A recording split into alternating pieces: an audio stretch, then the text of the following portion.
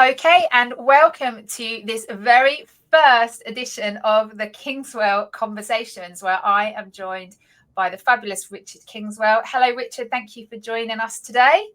Good morning. It's great to be here. Thank you for the invitation. No, you're very welcome. And people are going to get very used to hearing us chat as we start to bring out this weekly episode called the Kingswell Conversations, which are all going to be conversations with heart, which are shaping the future of foster care and adoption. So all of this is around how we can shape foster care and adoption across Virginia and out into the wider world. Now, I'm Nikki Collinson-Phoenix, and every week I am going to be sitting with Richard Kingswell here, who is the CEO of FosterVA and Extra Special Parents. And we're going to explore the realities, the challenges and hopes within foster care and adoption. But this is our first episode. So today we want to start with the very, very beginning part, and we're going to be diving into your why. So, Richard, this is the very first of your episode of our series of time together. And I want to understand what first drew you into the field of foster care and adoption. Where did it all start? Well, it has to go back a few decades. I was a scout leader in the United Kingdom, and I was working with kids, teenagers and tweenies, and really enjoying my time with the organization of Scouts. I did a lot of work with Scouts, and I felt this was a great youth organization. And I've been working for a long time, and I decided that working with these children was more than just a hobby, and it's something I wanted to do as a career. I left school at 16 years old when I graduated high school, and just started working, just normal college, that sort of thing, and then went into insurance and found the way to find good money and all this sort of thing. But there was no heart in it. There was no soul. It was just a phone calls. It was just working with people, just a job, turn up, go, do your thing and leave. And scouting gave me the calling for there's passion behind a job. And if you're doing youth work, and if you're really interested in doing it, it can be a really amazing journey. And I thought, if I can do this for a lifetime, it will never be a job. And it hasn't been. Since I've been doing it, it's always been a calling for me to just help kids and their families at all levels of care. And I've been doing it for a long time now. So your calling was that defining moment when you were in the scouting arena as a youth leader. But what were the next stages of your journey? So where did you go from when you left the scouting or enhanced with the scouting that made you take this into the next step? Because it didn't just stop with being a scout leader. No, I think there was one defining moment when I decided I didn't have the skills. And there was a young boy, probably about 10 years old, and he pushed my buttons really good. And this is a volunteer organization, and his behaviors and frustrations came through to me, and I had no tools to learn how to cope with this one child that's messing up my whole evening. And I really wanted to find out how I can do it better. And the only way I could do that is to put on a more professional hat and find people to mentor me and support me in this journey. That started at college, learning how to be a teacher, and then moving on to youth work and working with tougher and tougher kids. Because one thing about Scouts and Boy Scouts is that you've got a lot of enthusiastic kids. So when you say you want to go up one mountain, they say, "Oh, can we do the one next door as well?" And that's quite easy to do. And when you have a kid that doesn't want to go up any mountain, then you start getting a skill. And that's the skill that I wanted to find.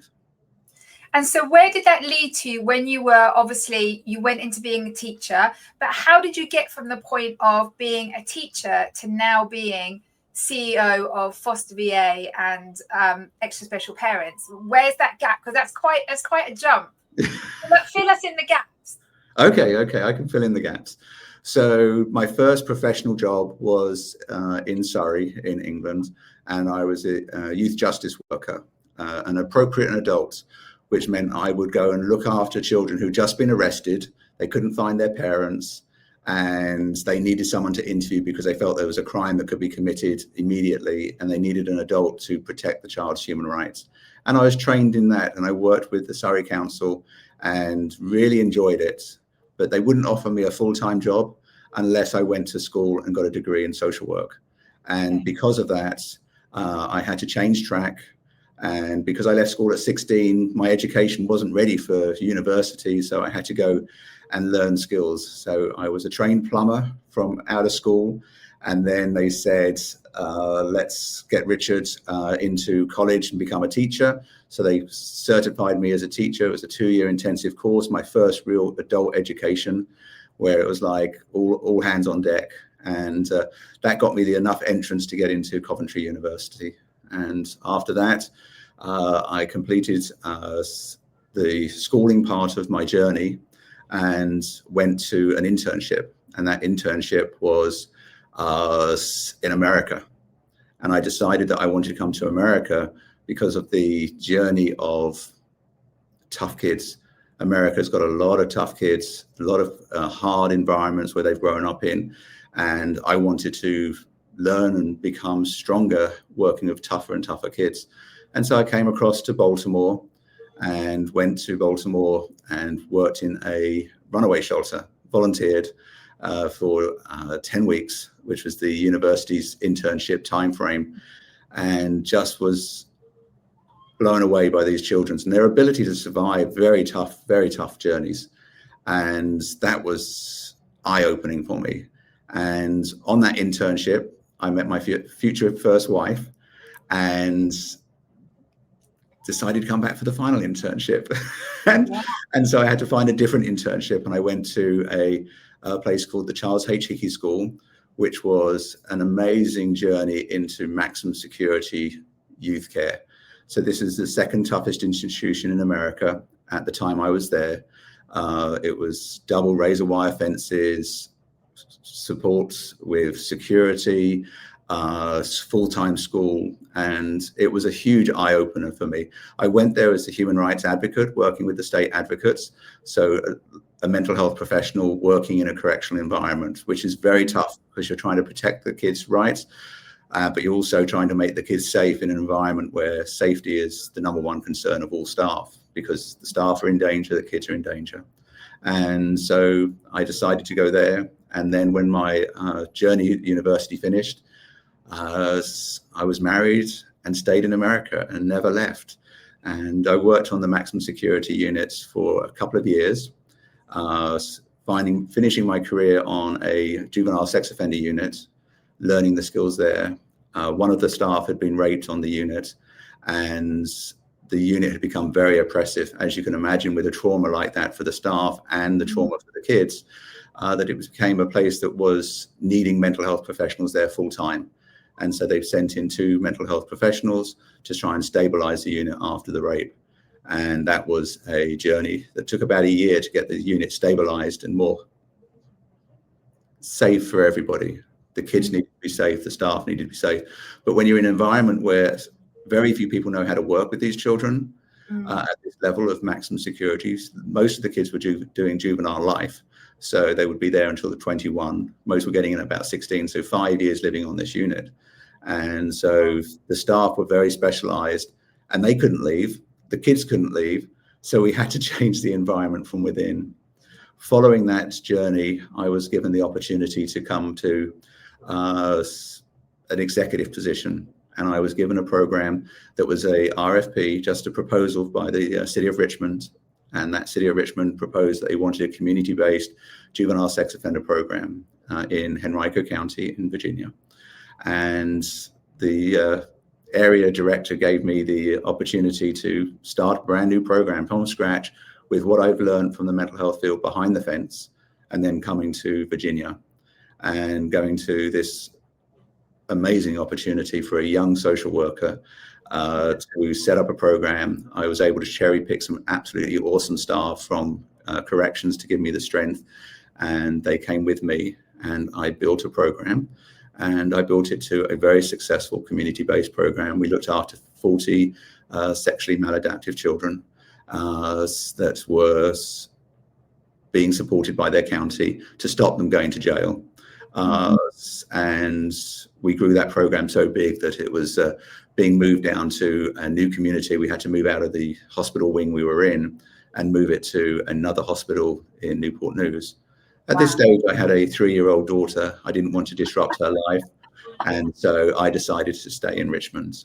And staying in Richmond was a great opportunity for me to start my own program. I've been running facilities for big corporations for 6 years. When I started my own company, that company was called Kids in Focus, and I started with my first wife.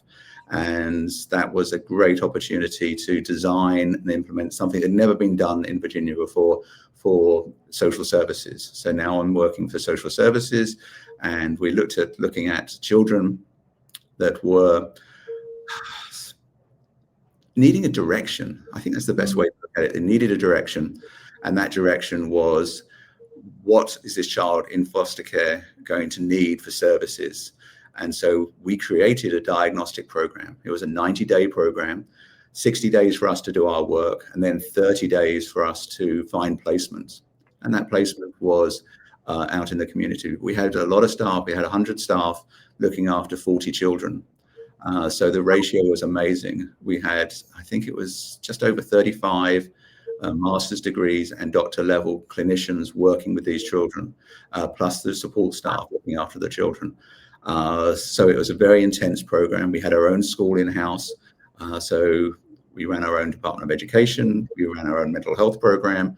And these children got the services that they needed to be successful when they left. Because when you give a new social worker, the Department of Social Services, it's really challenging for them to have the expertise of 100 staff to work out a plan for the next couple of years of where this child is going, especially if they've been struggling in the foster care agencies and foster care normal services. So we had to create something for them. So we created about a 100-page report. We did everything for them, from psychological evaluations, educational evaluations. We did eye exams, hearing exams. We did chiropractic exams. We did loads of different things, because if a kid's been abused and they can't sit in the classroom because their back's out, that made very challenging lifestyle for them, sort of thing, and why they're being disruptive, because they were in pain. So we looked at everything we could think of to try and help these children become stable. And what happened was, we discovered that some of these children got stuck with us because we stabilized them so well with these ratios and these high quality professional staff that they could go into treatment foster care. And that treatment foster care wasn't available to them because their paperwork was horrible, because the journey of trauma they'd been through. No one would believe that we could turn them around in 3 to 6 months and make these children acceptable for a family, because kids become their worst piece of paper in their file. And that's not fair for children. So I decided to start Extra Special Parents, and Extra Special Parents was a treatment foster care agency within a professional model. And so one of our parents had to stay at home to support the child. So it was a 2-parent household. And again, this was a first model. So we'd done diagnostics for the first model, and now we did the 2-parent household. And that was awesome. And we had fabulous parents that one stay at home and give the child the support for complex trauma issues, medical issues, and we were able to support them and get them into the normal foster care environment and get them adopted if needed, which was a fabulous journey. And we did that for about 10 years, 12 years, something like that, where we had the professional model. But society changed, and finding households that could have one person staying at home was just becoming harder and harder. And so Extra Special Parents had to open up to both singles, couples, gay couples. Everybody was invited, and it wasn't just a specific demographic, so that we could serve more children. And we went on that way for a few years, and then we decided that we needed to work out how to find more parents, because we believe our model of Extra Special Parents was becoming very strong, very good, but not great. And I wanted it to be great. And the only way to go great is to have more parents serving more kids, so you can do more creative ideas. And so we started FosterVA.org, and FosterVA.org was purely designed as a recruitment tool for foster parents within Virginia. And we've been building that for 6 years now. And we're the #1 site in Virginia for foster parent recruitment by far. We have over 260 blogs, across the platform, all educating and designed to help potential foster parents make an informed decision about this journey. And we've created that, and we're number 4 in the US, last time I checked, for foster care resources. And when you think the government does a lot of big publicity sort of thing, it's hard to get the federal government's grants and things like that. So 4 is probably where my peak. So floating between 6 and 4 is where I usually hang out on all the platforms where are. So the resources are there. I add about 1,000 words a week, every week, to my platforms. So we have FosterVA.org. We also added AdoptionVA.org. And the newest program that we've started is Foster US Kids, not Foster US Kids, Foster US Kids. Foster US Kids. Yeah, org as well. And that is a program where we're trying to teach other agencies to do well for foster parents, because with so many children in foster care across the union, I wanted to help everybody with the skills we've learned at FosterVA, and that's where we are today. That's an amazing journey. And I just want to sort of stress here, I have absolutely no idea what's going on with my camera right now. To anyone watching this that's doing this weird zooming out thing, my camera's never done this before, and I'm like, I don't know why it's doing it, but that's what makes it all human and what makes it fun. It is, there's sometimes, this is keeping it real, how I like to work in keeping it real. So I do apologize for people seeing this camera going in and out. But going back to your story, Richard, I mean, it is massively inspiring, and no one can take away from the fact that you know your stuff. Like, you seriously know your stuff. If anybody has a journey that literally can explain how I have the right to be here as CEO of Extra Special Parents and FosterVA and all the new things that are coming, you are the person that has the credibility and the story behind you to be that person. But what I'd really like to know is, how has your personal journey shaped the way that you lead Extra Special Parents and FosterVA? That's a great question. And I think inspiring the next generation. So this is my 40th year working in youth, semi-professionally and professionally. And you can't learn that education from school. One of our fields that we have to do in social work and psychology is you have to be in the trenches to become good. And you have 2 options when you're in a CEO position. You can go to the orchard and you can pluck this beautiful ripe apple off the tree and say, I'm going to teach you everything I know, and you can build from there. And that's been my philosophy for a very long time, that finding great young social workers to grow.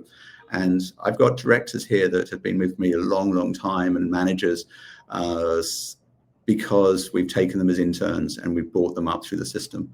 And then there's the second option, is finding somebody else that's been trained by another agency, another organization, to give you depth.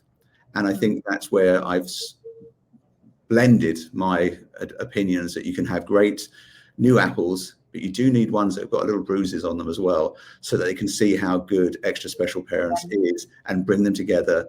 And you have more depth than just one organization, because I think you can get isolated quite easily in your own cocoon of, oh, we're great, but you never talk to anybody else. And I think that's one of the problems. So having some apples coming in that had their journey, and then they can say, this is where we can do better ideas. And so my leadership style is listening to everybody, making sure that we contact with everybody.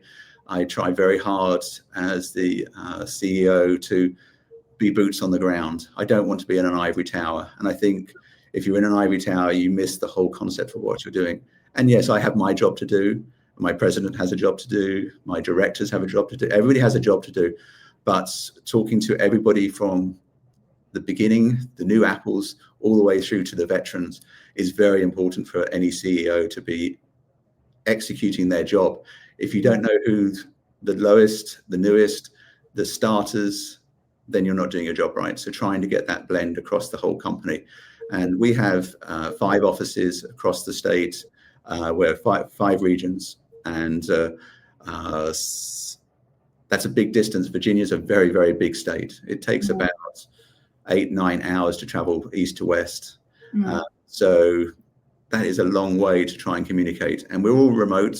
We like working remote. We come in for mandatory days, so we do have a little bit of a around the water cooler and having a conversation, and we have lock-ins where we do all our paperwork and make sure that we're meeting all the criteria and things like that. Yeah. But giving the staff the flexibility is a fabulous tool that we've been able to give since the pandemic. And that's an awesome opportunity for everybody to look after themselves, their lives, because if I don't look after my staff, they can't look after my parents, and my parents can't look after my kids.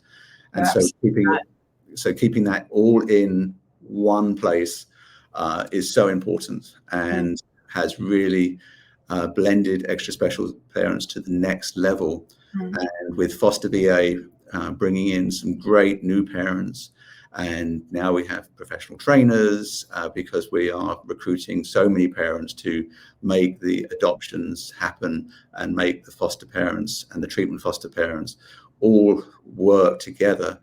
It gives everybody so much support. And I think that's the model. If you support the staff by having a CEO that's not in the ivory tower and willing to invest in the new apples and make the experienced team share their experiences and don't just isolate them to be heard. A listening agency is a great agency, and I just want to listen to my team and give them the support to look after their families and mine. That's great. Now, one of the things that I want to just ask you quickly before we start to wrap up, there's a couple of very short questions. Now, when I very, very first met you, you said a statement to me that has very much shaped the way that things have grown and my time working with you as well. And that is the concept that love is love.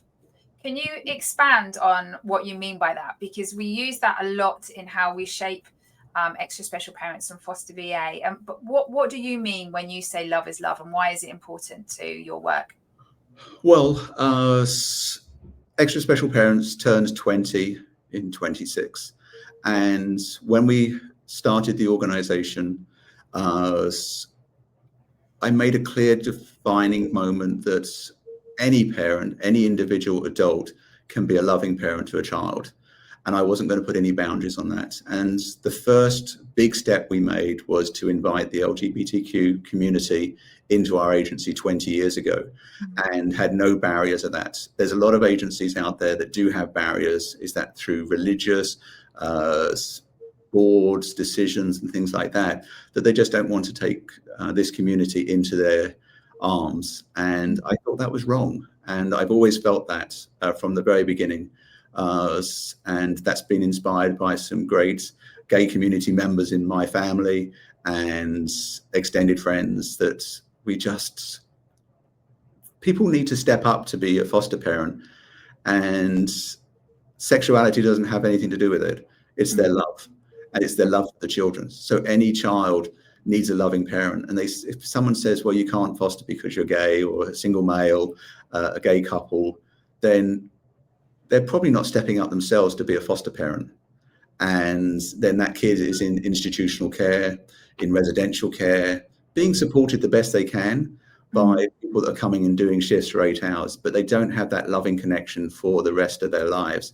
And so anybody that wants to show love to a child and support them in a traumatic zone, and hopefully get them back to their biological families, which is our goal, always has been our mission, to get them back to their families, and the biological parents have done their work to get them back and fix whatever issues, if that was a loss of job, loss of house, substance abuse, whatever the barrier is for them to reunite. Hopefully they've worked through it, and their love of hard work as the bio family to get back is so important to me. But it's also, if that isn't going to work, if the parents can't step up, then we've got to find a loving home. And we do not want these kids to age out, and anything I can do to find a loving person is what it's about. So that is the most important thing to me from that perspective. So if you can show the love, it's not easy to become a foster adoptive parent. It takes about 3 to 4 months of hard graft. So the filter's there, And so if you're willing to do the work, I'm willing to have my arms open to you. And that's any demographic. But the big part, but right from the beginning, was a loving parent is the most important. And that leads me on to my final question, which I think you've possibly answered in amongst. I think we probably would know what the answer is, but I'm going to ask it anyway. What keeps you motivated when things get tough? I work with the most amazing parents on the planet, potential foster parents, the foster parents, the adoptive parents. And so how can you not be inspired when you see these awesome people taking on a journey that is a little scary to start with, because it's the unknown. Any step into the dark is unknown. Extra special parents is the light. We want to show you the way. We've got the flashlights, we've got the floodlights. We'll expose. You may not be ready this year. You may be ready in 3 years. You may never be ready. But if you get well educated, if you get informed by caring people. So my foster parents and the staff that look after them, my team, is what gets me out of bed every day and enjoy what I do. And it's hard to believe that I'm ticking 40 years doing this. And the inspirations of the parents and the kids, the resilience of the children, that they are awesome children. And realistically, if you get them in your house and you have them for a couple of months, they stabilize because they are not being hurt. They're getting fed, watered, clothed, going to school, routines, and the kids just thrive as soon as they get past that initial trauma of coming into foster care and finding that loving, caring, unique person. And I've got 100 families that are doing this every single 100 kids we're looking after it every single day at the moment. And that is a lot of beautiful people that are looking after these kids. And I've got more families that want to help, and we're across the whole of Virginia and we want to continue to help. So that inspiration of my parents is everything to me, and they make me very happy every day. Oh, amazing. Well, aside from my weird camera aside here, that I have no idea why it's doing it. Richard, that has been so inspiring. We had said at the very beginning we were going to look around sort of 10 to 15 minutes, but your story is so incredible that actually I wanted to hear it all, and I think everybody else would like to hear it, because there's so many parts of it that I really didn't want to detract from or to cut short. So thank you so much for joining us on your very first maiden episode of Kingswell Conversations, which I know you're thrilled to be sharing with us. But what people are going to see now is, over the course of the next few weeks, as we do an episode each week, is just how much extra knowledge you have and how much more pearls of wisdom that you can impart on the fostering journey, on the adoption journey, on the whole package. And we're going to be now breaking it down into different sections over the next few weeks and talking about some of the really important topics that come up in this arena, and drawing even more of your knowledge out into the public domain. So I'm excited that we've got off to our first start. Thank you very much, Nikki. Very intimidating for a quiet social worker. So I know. So this is very brave for Richard. So I hope that somebody's going to be inspired and find a loving home for a child. Absolutely. And the people, watching this and listening to this in the different arenas where this is being shown, it may be that there are people connected to social services or in an area where they are advocates for children, and they can reach out to you at either through ESP, Extra Special Parents, so that's www.espva.org, or through FosterVA Direct, which is www.fosterva.org. And if it's parents, if you're watching this and you are a parent or a person, an adult who's thinking of actually maybe this is a path that I want to go down as well, We have also an incredible resource on the FosterVA page, don't we, Richard, that you created, which is a 45-page free guide, the full comprehensive guide to foster and adoption in Virginia. And you can download that for free on the homepage of the FosterVA website. So that is it for today. Kingswell Conversations episode 1 is in the bag, and I'm looking forward to coming back with you, Richard, for our next episode with a less moving camera. I don't know what's going on here, but we'll make sure it's not doing it next time. So thank you very much, everyone, for joining us, and thank you, Richard, for sharing your wisdom. Take care now. We'll see you on the next episode. Bye.